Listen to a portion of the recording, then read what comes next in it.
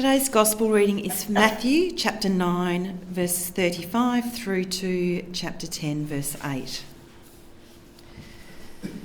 So Jesus went round all the towns and villages, teaching in their synagogues, announcing the good news of the kingdom and curing every kind of ailment and disease.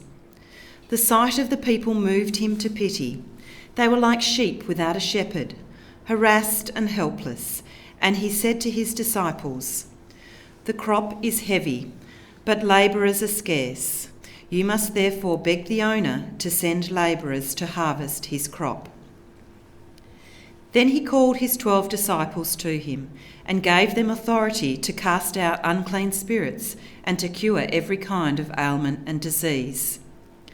These are the names of the 12 apostles. First Simon, also called Peter, and his brother Andrew. James, the son of Zebedee, and his brother John. Philip and Bartholomew.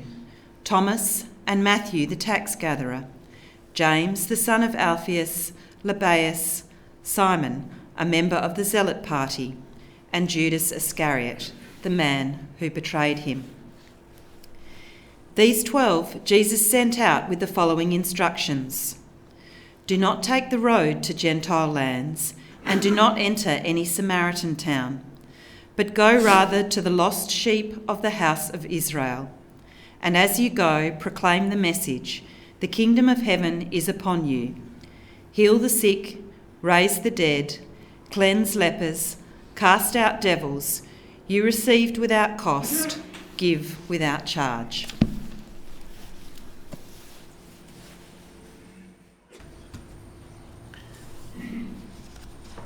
Thank you, Jim. It's been good to work together on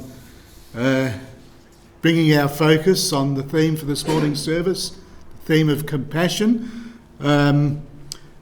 Compassion is an appropriate one, just by way of, bringing people up to date. Some know, some don't. Our son had a heavy fall 2 weeks ago and suffered serious head injuries. He's been in Royal Perth Hospital, first in the ICU and now in the trauma ward, and he's making good recovery. And compassion is nothing less than what we've experienced at the ministry of the medicos, the doctors, the nurses, the specialists there, the OT. We have a wounded state health system, but it is very effective where it's effective, and we're very grateful for the compassion that he's received there. The prognosis at the moment, everything major is fixed up. What we thought was going to be a problem in terms of his executive functions, they've all come good, but he has a way to go in terms of cognition, and he'll be getting rehab over the next few weeks. Or however long it takes, for that. So we have the text from Matthew chapter 9 before us. It's an extremely robust text. It's almost as if Jesus has selected a crack commando unit. There's a job to do. There's a mission to accomplish. Territory to be gained. An enemy to be conquered, opposition to face down.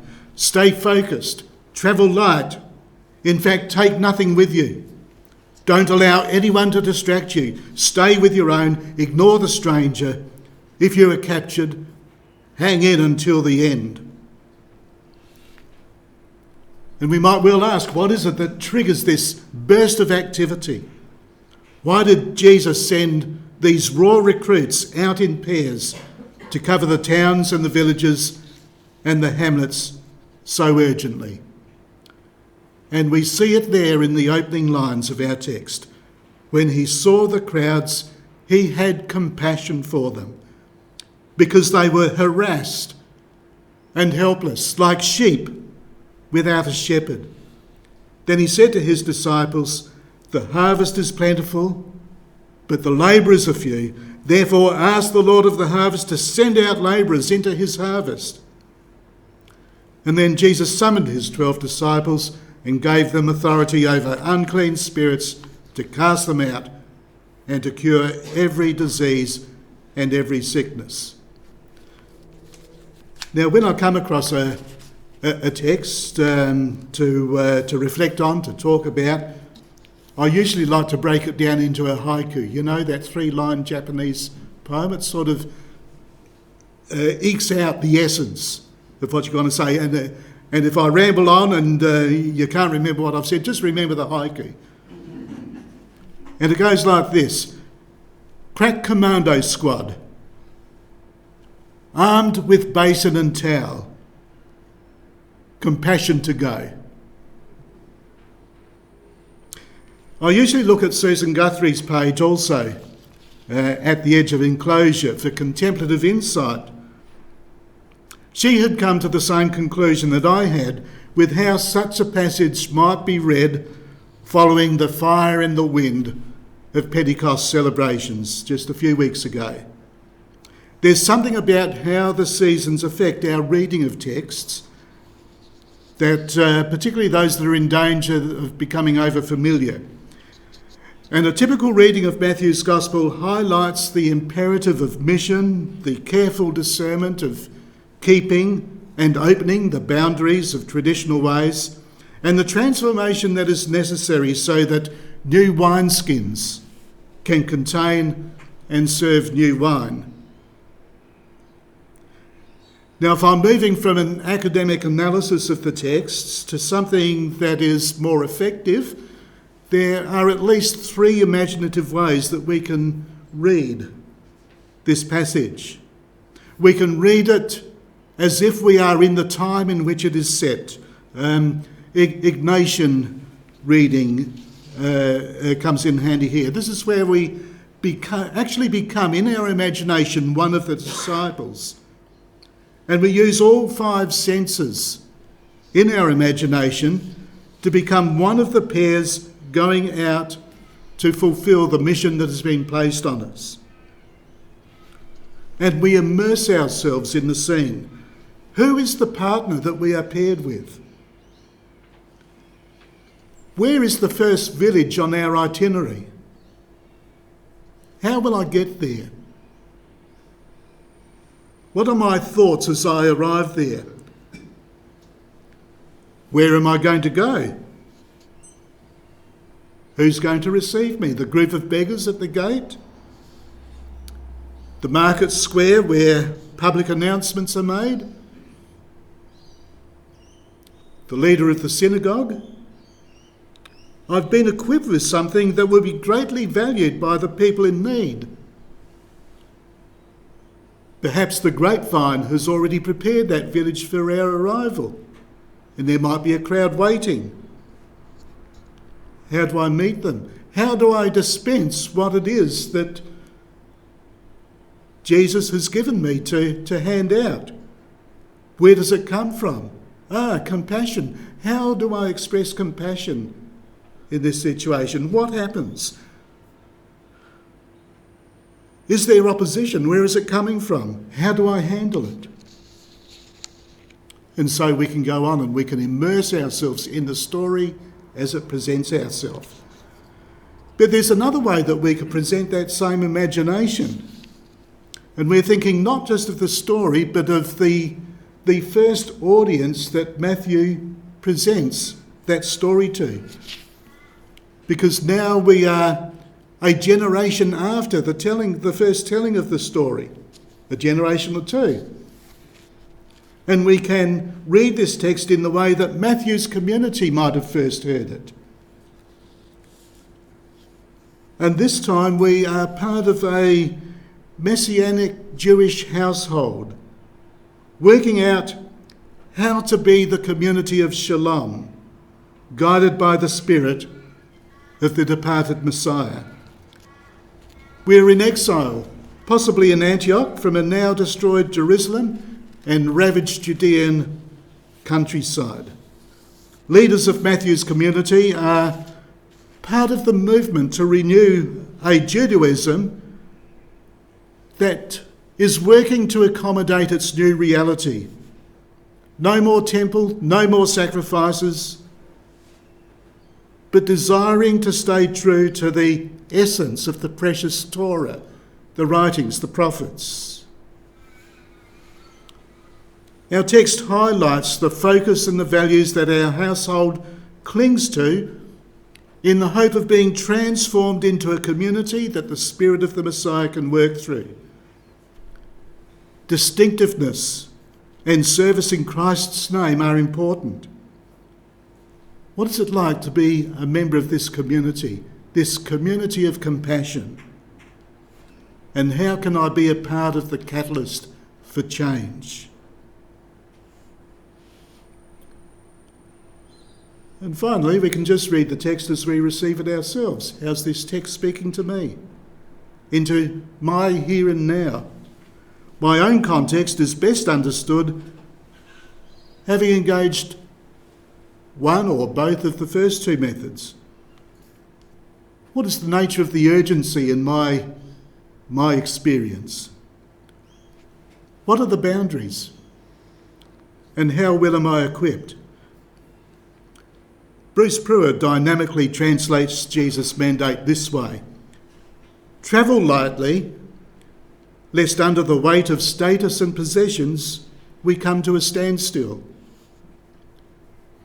Travel boldly, for we are apostles of a Christ who has overcome the worst the world can give. Travel humbly, for as friends of Jesus, no service is too menial, and no person is unworthy of help. And travel joyfully, for when the road is rough and the night dark, we shall never travel on our own. Further insight is possible when we attempt all three and not discount in the fading light of Pentecost celebrations the insights of the Holy Spirit might open to us. It's not unusual to encounter some ambiguity in our understanding of just how the Spirit moves amongst us. For some it's like the poem Antigonish by Hughes Mearns, when he says, "Yesterday upon the stair I met a man who wasn't there. He wasn't there again today. I wish he'd go away." Enter the strange world of the Spirit, the presence of a Christ who is incarnated in the person of Jesus of Nazareth, is physically absent now, but alive and well in the body of believers he left to accomplish his purpose. When laid alongside the missing verses from last week's text, we are offered both an answer and a further question about the urgency of the sending out of the disciples and the urgency for the mission of the body of Christ today. It's the missing verses were these in the midst of a combat with the Pharisees, because then the disciples of John the Baptist came to him saying, "Why do we and the Pharisees fast often, but your disciples don't do this?" And Jesus said to them, "The wedding guests cannot mourn as long as the bridegroom is with them, can they? The days will come when the bridegroom is taken away from them, and then they will fast." Jesus, seeing the vast need in the throng surrounding him, then equips his disciples and sends them out in rapid deployment to find and to bring home the lost sheep of Israel. Later, and consistent with Matthew's design, Jesus' encounter with the Syrophoenician woman seeking help for her sick daughter broadens the mission to include the whole Gentile world. The disciples must feast and interact while the bridegroom is with them. Soon he will be taken away, and then they will fast. But not forever, because then Pentecost. The fast is over. The bridegroom is back in another form, filling the body of believers in Christ's way. And we begin to understand the motive behind Jesus' energetic and urgent activity when he was present in the flesh. It's the same as what the Spirit of Christ awakens within us. compassion. A delicious coiny Greek word which is pronounced splagkinestomai. It's very onomatopoeic, isn't it?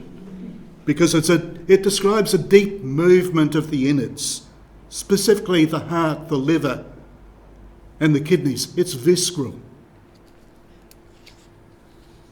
Susan Guthrie hints that it is the post-Pentecostal timing that allowed this phrase to stand out.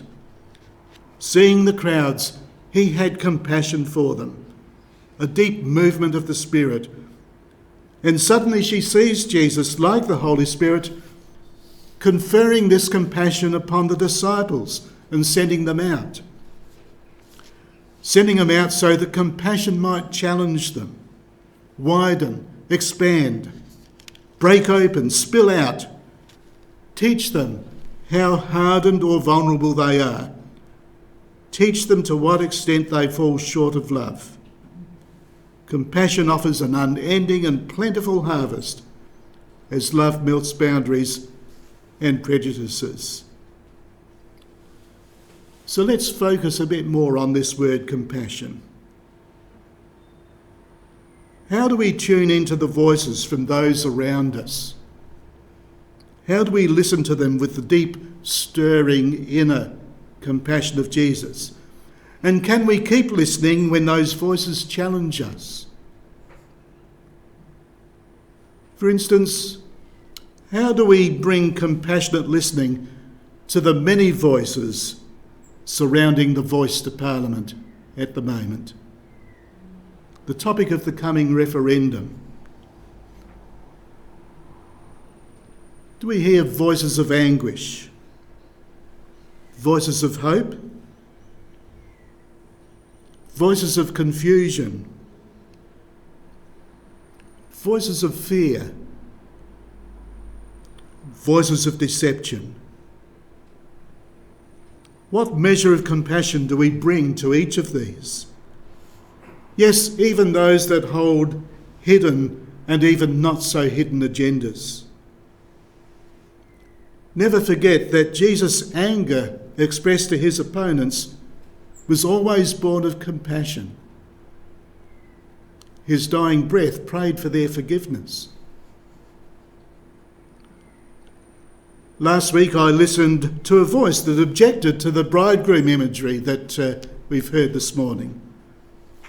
The whole structure of traditional marriage had been a negative experience for the owner of this particular voice. The voice was seeking a more fitting expression beyond the implicit patriarchy of bride and bridegroom language, the typical biblical metaphor for the most intimate of human and divine relationship, even and fully exemplified in the beautiful poetry of the Song of Songs. In an era when gender diversity is coming more to the fore, how do we respond to these voices with the soul-stirring compassion of Jesus, the epitome of the highest love of all? Listening to the voices around us has prompted the action of prominent Christian activists through the ages, sometimes at great cost to themselves. The second invitation to reflection occurs on this point. How do we continue to act from heart-stirring compassion when we ourselves are under extraordinary pressure? Dorothy Day, the well-known activist of the 20th century, wrote this in her work, The Reckless Way of Love. Whenever I groan within myself and think how hard it is to keep writing about love in these times of tension and strife, which may at any moment become for us all a time of terror, I think to myself, what else is the world interested in? What else do we all want, each one of us, except to love and to be loved in our families, in our work, in all our relationships? God is love. Love casts out fear. Even the most ardent revolutionist seeking to change the world, to overturn the tables of the money changers, is trying to make a world where it is easier for people to love, to stand in that relationship to each other.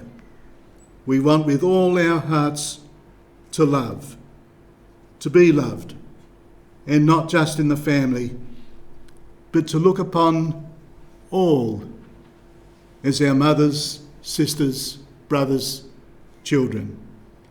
It's when we love the most intensely and most humanly that we can recognise how tepid is our love for others.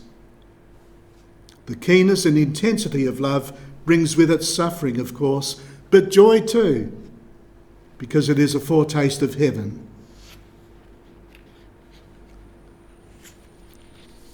And I think the third way I'd like to reflect, the final way on this matter of compassion, is the unifying drive that is there. We saw it in that opening quote from Gregory of Nyssa. There is a sense in which compassion opens us to the unity of all things.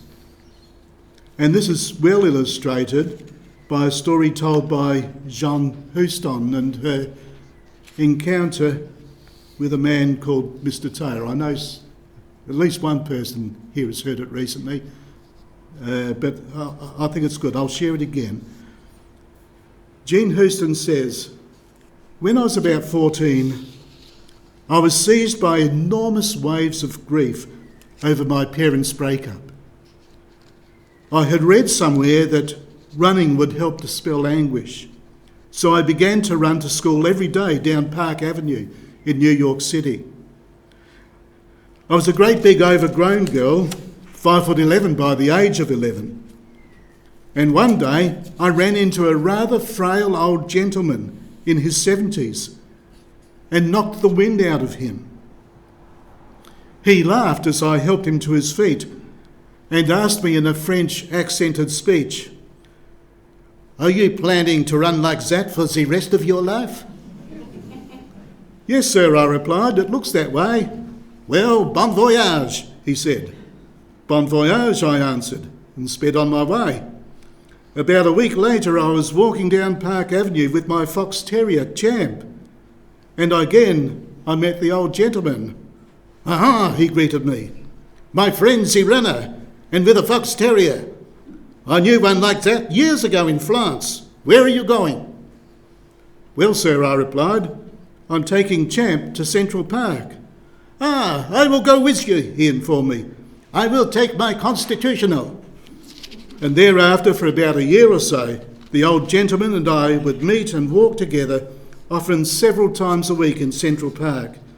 He had a long French name, but asked me to call him by the first part of it, which was Mr. Taylor, as far as I could make out. The walks were magical and full of delight. Not only did Mr. Taylor seem to have absolutely no self-consciousness, but he was always being seized by wonder and astonishment over the simplest things. He was constantly and literally falling into love. I remember one time when he suddenly fell on his knees, his long Gallic nose raking the ground, and exclaimed to me, "Jean, look at the caterpillar, ah!" I joined him on the ground to see what had evoked so profound a response that he was seized by the essence of a caterpillar. "How beautiful it is," he remarked, "this little green being with that wonderful funny little feet. Exquisite. Little furry body, little green feet on the road to metamorphosis." He then regarded me with equal delight. "Jean, can you feel yourself to be a caterpillar?" "Oh yes," I replied, with the baleful knowing of a gangly, pimply-faced teenager. "Then think of your own metamorphosis," he suggested. "What will you be when you become a butterfly and papillon? What is the butterfly of Jean?" What a great question for a 14-year-old girl. His long, gothic, comic, tragic face would nod with wonder. "Ah, Jean, look at the clouds. God's calligraphy in the sky.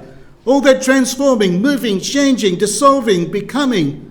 Jean, become a cloud, and become all the forms that ever were."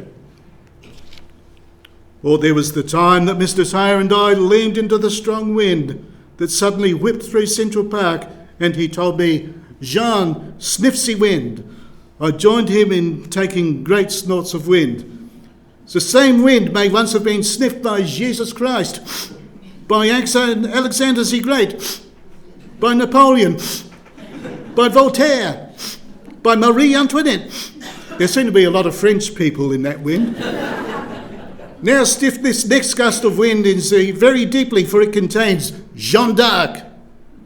Sniff the wind once sniffed by Jeanne d'Arc. Be filled with the winds of history.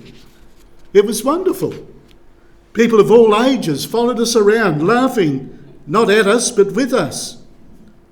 Old Mr. Taylor was truly diaphanous to every moment, and being with him was like being in attendance at God's own party, a continuous celebration of life and its mysteries. But mostly Mr. Taylor was so full of vital sap and juice that he seemed to follow and flow with everything.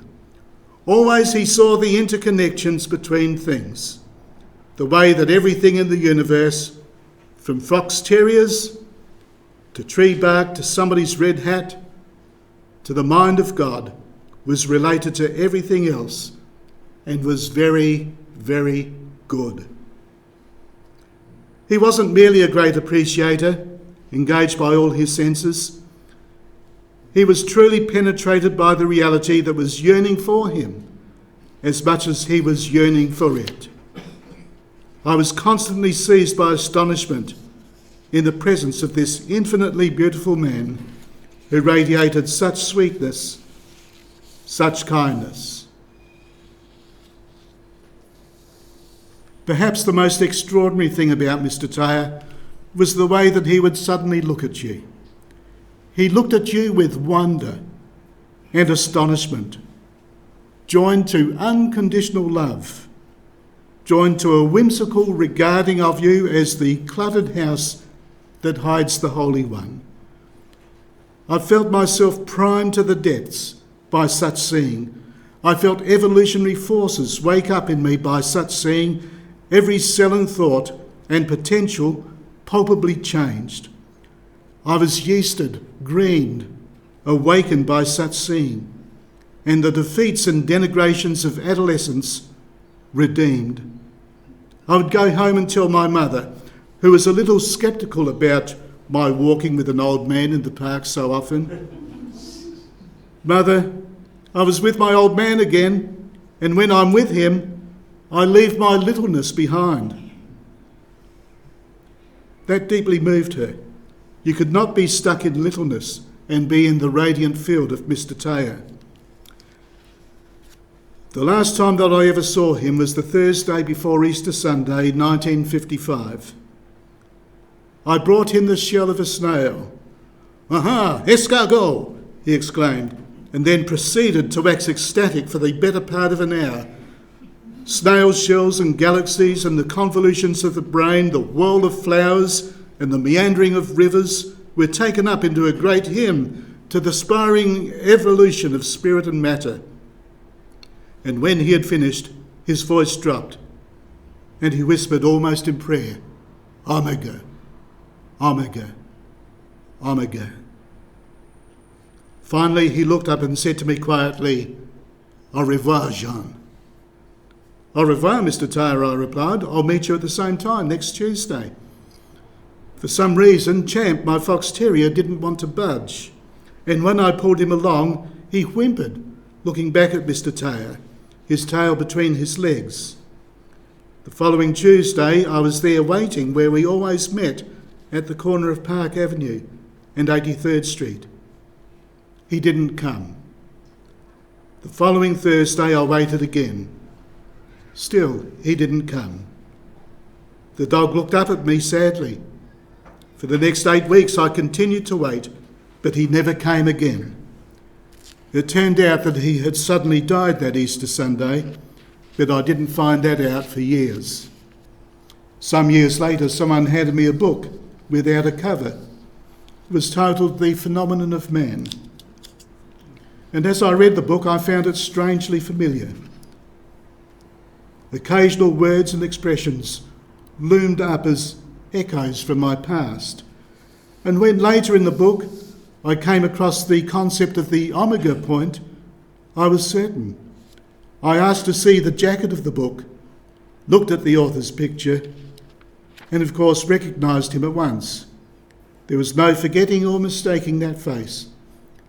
Mr. Teilhard was Teilhard de Chardin, the great priest-scientist, poet and mystic, and during that lovely and luminous year I had been meeting him outside the Jesuit rectory of St. Ignatius, where he was living most of the time. I've often wondered if it was my simplicity and innocence that allowed the fullness of Teilhard's being to be revealed. To me, he was never the great priest paleontologist, Père Teilhard. He was old Mr. Teilhard. Why did he always come and walk with me every Tuesday and Thursday, even though I'm sure he had better things to do? Was it that in seeing me so completely, he himself could be completely seen at a time when his writings, his work, were proscribed by the Church, when he was not permitted to teach or even to talk about his ideas?